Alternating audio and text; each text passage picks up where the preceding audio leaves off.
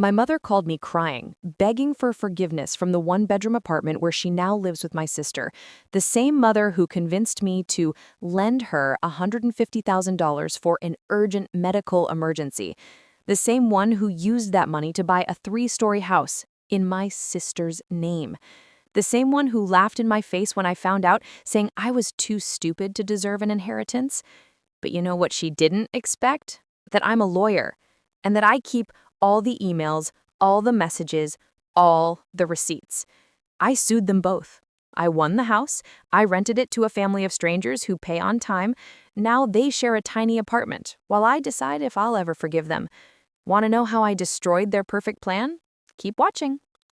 I was always the reliable daughter. While Julia, my sister 3 years younger, spent her 20s finding herself, translation, living with mom for free, I built a career as a corporate lawyer. I worked 80 hours a week, paid for my own law school, bought my apartment at 30. Mom always made it clear that Julia was the favorite. She's more sensitive, Amanda. You're strong. You don't need as much. Translation, you're on your own. She gets everything. But I swallowed it.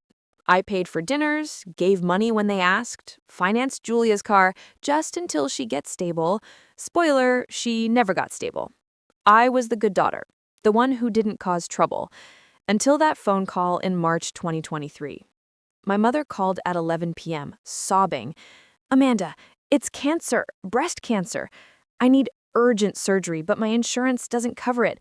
Without it, I could die, honey. My heart stopped. Of course I was going to help. How much do you need? $150,000. I know it's a lot, but it's okay, Mom. I can do it. I have savings. I'm disciplined. That money was for a down payment on a bigger house, but my mother had cancer.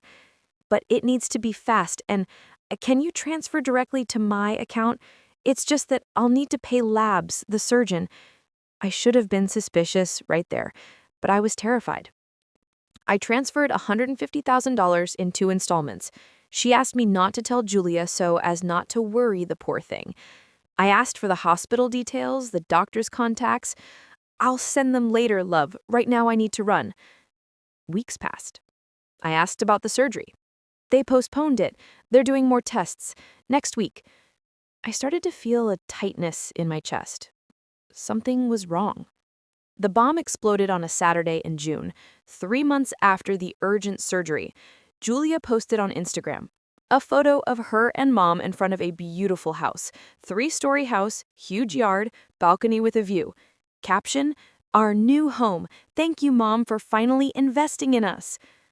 I read that 5 times. My vision darkened, hands shaking. I clicked on the location. $320,000 house according to Zillow. Purchased in April, 1 month after my transfers. I called my mother. Ring, ring, ring. Hello? What house is that on Julia's Instagram?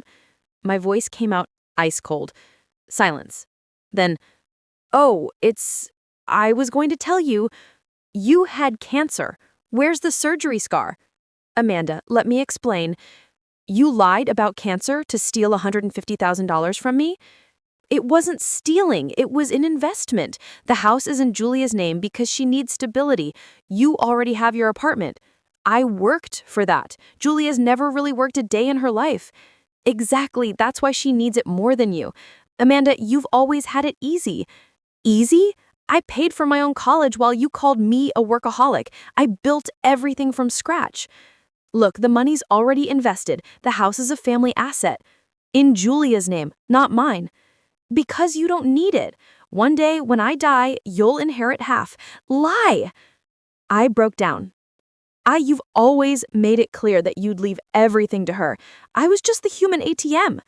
Amanda, you're being dramatic. It's just money. It's my life. It's years of work. It was supposed to be my house. Then come live here with us. There's plenty of room.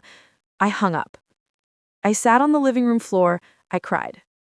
Not that pretty movie cry, it was that ugly cry, with sobs, snot, my heart shattering in real time.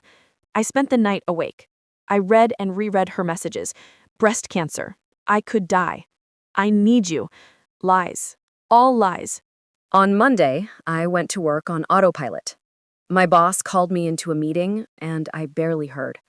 I didn't sleep, I didn't eat, I just existed. It was on Wednesday that it fully sank in. Julia sent me a message.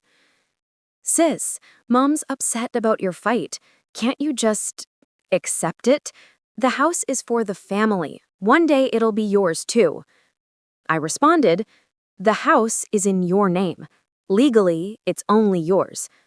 It's a technical detail. Obviously, it's ours. Then transfer half to me. Question mark, question mark, question mark? Are you sick? The house was Mom's investment. With my money. That you gave as a gift. It's not her fault you're rich and jealous. I blocked her. That night, I opened my laptop. Lawyer, remember? I have backups of everything. I printed all the emails talking about urgent treatment, all the messages crying about cancer, proof of transfers with the description emergency medical treatment, screenshots from Instagram with the date of the house purchase, public deed of the house. I got it from the registry office. Public document. It was all there. Documentary fraud. Misappropriation through fraud. She lied about the purpose of the money to get the loan. It wasn't a gift, it was a loan under false pretenses. I called Dr. Ricardo Mendez, the best real estate lawyer I know, colleague from the firm who became a friend. Ricardo, I need to sue my mother and my sister. 2 days later, I was in his office. He read everything in silence. You have a perfect case. Eyes shining. She committed fraud, misappropriation, and since the house was bought with money provably yours, obtained through fraud, you can request reversal of the purchase. Can I keep the house? If the judge understands there was bad faith, and he will understand, yes, the house goes back to you as reparation. My heart raced. Let's do it. The summons arrived for them on a Friday. My mother called me 15 times in a row. I didn't answer. Finally, I listened to the voice message. Amanda, what madness is this? You're going to sue your own mother? After everything I did for you? I raised you. I gave you food, clothes, and you do this to me? You're an ingrate, a snake. Julia sent a long text. Have you lost your mind? What Mom did doesn't exist. She just invested the money. You're going to destroy our family out of greed? Shame on you, Amanda. Dad must be turning in his grave. I blocked them both. The next few months were hell. They hired a lawyer, a lousy one, who just kept repeating, family matter, should be resolved at home. My lawyer destroyed their arguments. At the hearing, my mother cried. A lot. Your Honor, my daughter is suing me out of jealousy of her sister. She's always been envious of Julia. I just wanted to give a home to my younger daughter, who needs it more. Dr. Ricardo stood up. Your Honor, the defendant misled the plaintiff by claiming to have terminal cancer. There are explicit emails. The plaintiff transferred $150,000, believing she was financing medical treatment. The defendant used the money to purchase property in a third party's name, the other defendant, without the plaintiff's knowledge or authorization. This constitutes fraud, misappropriation, and deception. He presented stacks of evidence. The judge flipped through in silence. Did you actually have cancer, Mrs. Helena?